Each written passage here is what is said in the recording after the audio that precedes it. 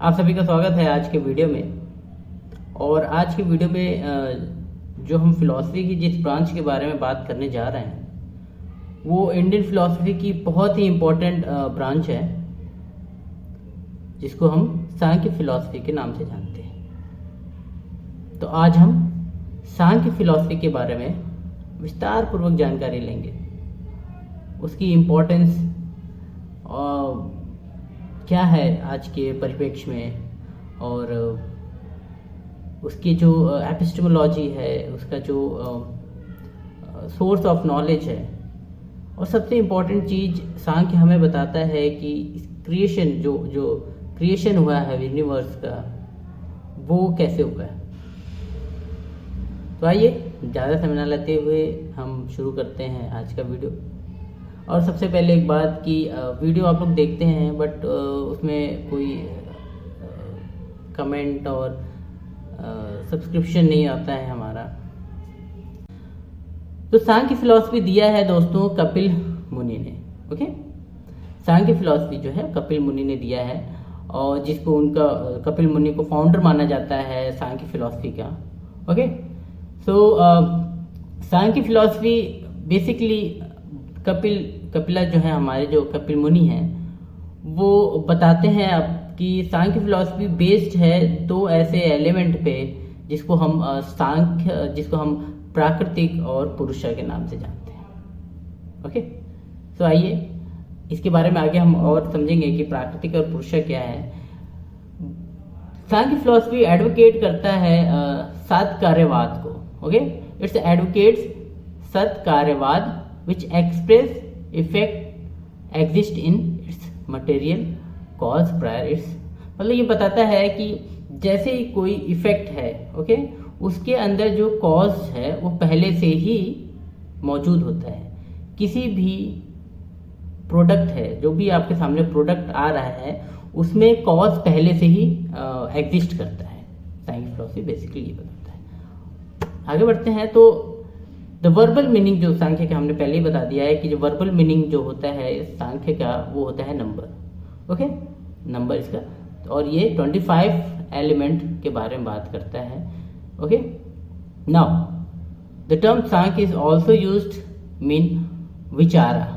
Okay, सांख्य philosophy का एक अलग मीनिंग भी है जिसका मतलब होता है विचार करना। किसी चीज पे हम जो विचार करते हैं उसका मतलब होता है सांख्य फिलॉसफी का बेसिकली विचार भी एक दूसरा नाम है, जिसको फिलॉसफी ऑफ रिफ्लेक्शन भी कहा जाता है।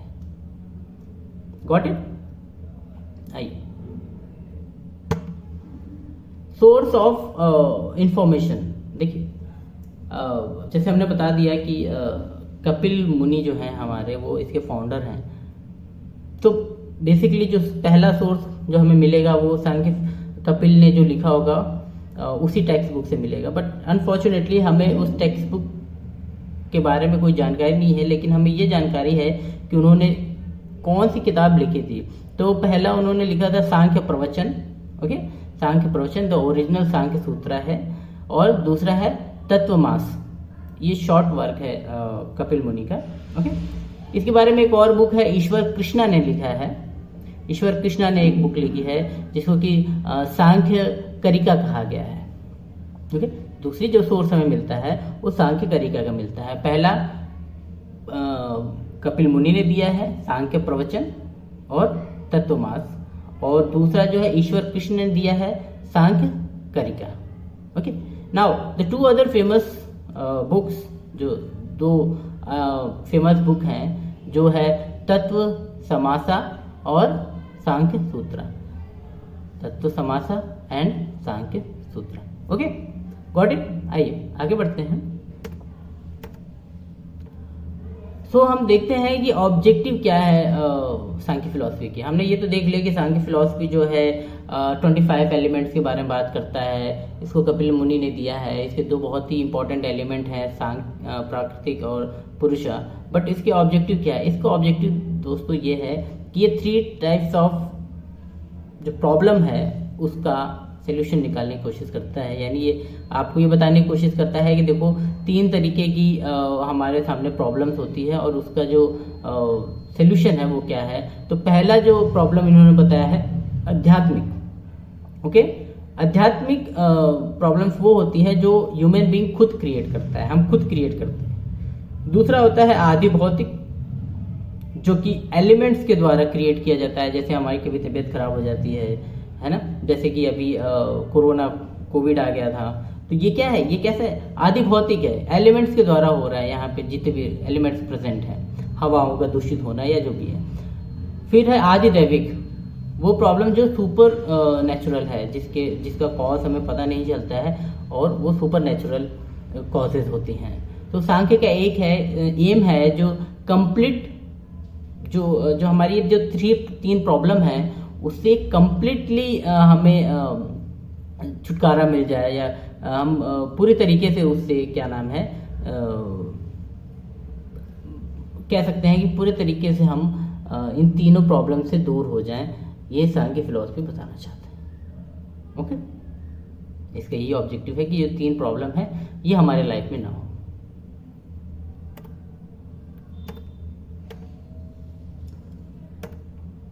सांख्य फिलॉसफी जो अदर हम लोग फिलॉसफी पढ़े होंगे उसमें हम लोगों ने ये देखा होगा कि जो वो वैशेषिक हो या न्याय हो, वो अलग अलग तरीके के वैलिड नॉलेज के बारे में बताते हैं। वैसे ही सांख्य फिलॉसफी भी तीन सोर्स बताता है नॉलेज का, जो कि परसेप्शन, इन्फ्रेंस और वर्बल टेस्टिमनी है। ओके, परसेप्शन, जब हम किसी चीज़ को देख के परसेप्शन हमारे मन में आता है, जैसे किसी भी व्यक्ति को देख के हम ये परसेप्शन लगाते हैं, या परसेप्शन हमारे मन में आता है कि ये व्यक्ति कैसा होगा। ओके, इन्फ्रेंस जब किसी भी डेटा या किसी भी एविडेंस के बेस पे जो हम रिजल्ट फाइंड आउट करते हैं वो इन्फ्रेंस के आता है। वर्बल टेस्टिमनी जो है, verbal testimony it may be written sometime. Okay, so verbally वो कहा गया हो, किसी के द्वारा बोला गया हो, और ये भी निर्धारित करता है कि किसी के द्वारा, मतलब कि कोई जो व्यक्ति बोल रहा है वो उस फील्ड का एक्सपर्ट हो। ऐसा नहीं कि कोई भी बोल रहा हो हम उसकी बातों को एक्सेप्ट कर लेंगे, बल्कि वर्बल टेस्टिमनी का मतलब है कि उस फील्ड का जो बहुत बड़ा फिलोसोफर हो, या बहुत बड़ा उस फील्ड में काम किया हो, उसकी ही बात को हम वर्बल टेस्टिमनी के सोर्स या वैलिड नॉलेज के सोर्स के रूप में हम एक्सेप्ट करते हैं। आगे चलते हैं। हाँ, जैसे कि हमने बात किया था कि जो वर्बल जो सांख्य फिलॉसफी है वो 2-3 ऐसी 4 चीज़ें या 25 ऐसे एलिमेंट हैं जिसके विषय में बात करती है। तो उनको 4 कैटेगरीज में बांटा गया है। इसको ये पूरे जो 25 एलिमेंट्स हैं उनको 4 कैटेगरीज में बांटा गया है। पहली कैटेगरी है हमारा प्रोडक्टिव। ओके, प्रोडक्टिव को हम प्राकृतिक के रूप में भी जानते हैं। प्रोडक्टिव इंग्लिश और हिंदी में हम प्राकृतिक कहते हैं। दूसरा है प्रोडक्टिव एंड प्रोड्यूस्ड, यानी ऐसी चीजें जो प्राकृतिक से निकली हैं बट वो प्रोडक्शन कर सकती हैं। निकली कहाँ से है? प्राकृतिक से डिराइव्ड हुई हैं, लेकिन वो और भी उनके अंदर क्षमता है प्रोडक्शन करने का। प्राकृतिक विकृति जिसको कहा गया है। दूसरा है प्रोड्यूस्ड यानी विकृति। वो क्या है कि वो जो है वो उनके अंदर प्रोडक्शन करने की क्षमता नहीं है। ओके, वो प्रोड्यूस्ड हुई हैं। ओके, वो प्रोड्यूस की गई है, लेकिन उनके अंदर आगे ये उनके अंदर एबिलिटी नहीं है कि वो किसी चीज को प्रोड्यूस कर सके। और चौथा है पुरुषा, द स्पिरिट। और पुरुषा को हम productive, neither productive nor product के नाम से भी जानते हैं। नाइदर प्रोडक्टिव नॉर प्रोडक्ट के भी नाम से जानते हैं। यानी इसके अंदर ना प्रोडक्शन करने की एबिलिटी है और ना ये कहीं से प्रोड्यूस्ड हुआ है। It's undefined soul. Okay, we can say. So अब ये दीज आर द 4 मेन और basic category of the 25 element. Now आगे हम लोग बात करेंगे इन 25 जो भी 25 एलिमेंट्स हैं ये किस किस कैटेगरी में, ये जो 4 कैटेगरी बांटी गई है, तो ये पहली कैटेगरी में कौन आएगा, दूसरी कैटेगरी में कौन कौन से एलिमेंट्स आएंगे, चौथे में और 5वें में हम बात करते हैं। तो पहला जो है प्रोडक्टिव, तो प्रोडक्टिव में केवल प्राकृतिक ही आता है। ओके, प्राकृतिक यानी the basic element of this universe. Okay, तो it have 3 kind of ability. Okay, it have a 3 kind of ability. We can say सत्वगुण, रजोगुण और तमोगुण. तो प्रकृति के अंदर ये 3 गुण पहले से पाए जाते हैं. ओके, और इसके अंदर एबिलिटी होती है कि ये जो भी 25 एलिमेंट हमारे पास हैं, जो 24 एलिमेंट के जो क्रिएशन होगा, इसके अंदर एबिलिटी है कि ये प्रोड्यूस कर सकता है. बट जब तक ये पुरुषा से नहीं मिलेगा, जब तक ये पुरुषा से इसका कांटेक्ट नहीं होगा, ये इसके अंदर ये एबिलिटी है तो, लेकिन छिपी हुई है. पुरुषा से जैसे ही ये मिलता है वैसे ही इसके अंदर एक महत जागृत होता है, यानी एक कॉस्मिक इंटेलिजेंस आता है. तो इस कॉस्मिक इंटेलिजेंस से उसके अंदर फिर अहम, यानी कह सकते हैं कि एक अहम, हिंदी में अहम कहते हैं और इंग्लिश में सेल्फ कॉन्शियसनेस कहते हैं. तो वो जागृत होता है और उसके बाद जितने भी हमारे एलिमेंट हैं धीरे धीरे वो एलिमेंट बनते जाते हैं और एक यूनिवर्स का क्रिएशन होता है, हमारे अर्थ पे लाइफ आता है. Got it? सो प्रोडक्टिव क्या है? प्राकृतिक है. प्राकृतिक जो है वो मेन कारण है, it's root of any kind of creation. Okay, जो भी क्रिएशन होता है वो एक तरीके का क्या है, प्राकृतिक की ही देन है इस यूनिवर्स को क्रिएट करने में. ये कब जागृत होता है? जब इसके सामने प्रोडक्ट, यानी सॉरी, इसके सामने पुरुषा आता है. ओके, अब प्रोडक्टिव और प्रोड्यूस्ड क्या है? जैसे कि हमने देखा था 4 कैटेगरी थी. पहला है प्राकृतिक और पुरुषा. प्राकृतिक और पुरुषा में ये दोनों ही अलग एक एलिमेंट है. प्राकृतिक के अंदर 3 तरीके की एबिलिटी होती है. ओके, गुण होते हैं, रजोगुण, सत्वगुण और तमोगुण. नाउ प्रोडक्टिव एंड प्रोड्यूस्ड क्या होता है? जैसे कि हमने बात की, जैसे ही पुरुष और प्राकृतिक आपस में मिलते हैं तो एक इंटेलेक्ट, कॉस्मिक इंटेलिजेंस पैदा होता है. ओके, इसको हम बुद्धि के नाम से भी जानते हैं, बुद्धि या इंटेलेक्ट कह सकते हैं इसको. तो बुद्धि से फिर अहम पैदा होता है, ईगोइज्म पैदा होता है, और उस ईगोइज्म के बाद क्या होता है, 5 तन्मात्रास, यानी the mean of perception. Okay, the mean of perception. और ये मीन ऑफ परसेप्शन क्या होते हैं? We can say there are mean of perception, we can say स्पर्श. Okay, the subject of touch, रूप, गंध, रस, शब्द, बुद्धि. बुद्धि इज अ प्रोडक्टिव सिंस अहंकार evolve out of it. Okay, बुद्धि जो है, बुद्धि के अंदर से अहंकार पैदा होता है. उस अहंकार से फिर 5 तन्मात्रास पैदा होते हैं, यानी 5 सेंस ऑफ परसेप्शन, चीज़ों को जानने की क्षमता पैदा होती है. और 5 सेंस ऑफ परसेप्शन के बाद 5 एलिमेंट पैदा होते हैं. ओके, ओरिजिन ऑफ 5 एलिमेंट होता है. फिर ये 5 एलिमेंट क्या है? Space, fire, air, water and earth. ठीक है, समझ में आ रहा है? बहुत ही इंटरेस्टिंग फिलॉसफी है, बहुत ही इंटरेस्टिंग फिलॉसफी. फिर 5 तन्मात्रास के बाद क्या होता है? लास्ट में ये 5 एलिमेंट हमारे सामने देखने को मिलते हैं, जो कि स्पर्श, स्पेस, फायर, एयर, वाटर और अर्थ है. ओके, प्रोड्यूस्ड, जैसे कि हमने बात किया था अभी, 3 तरीके की कैटेगरी बात हो गई. पहला प्रोडक्टिव यानी प्राकृतिक. ठीक है, दूसरा क्या हुआ? नाइदर प्रोडक्टिव नॉर प्रोडक्ट, पुरुषा. तीसरी कैटेगरी थी प्रोड्यूस्ड एंड प्रोडक्ट.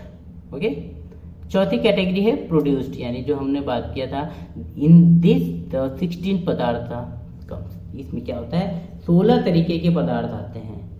ओके, जिसमें कि 10 क्या है? 10 हमारे 10 ऑर्गन्स आते हैं, 10 ऑर्गन्स.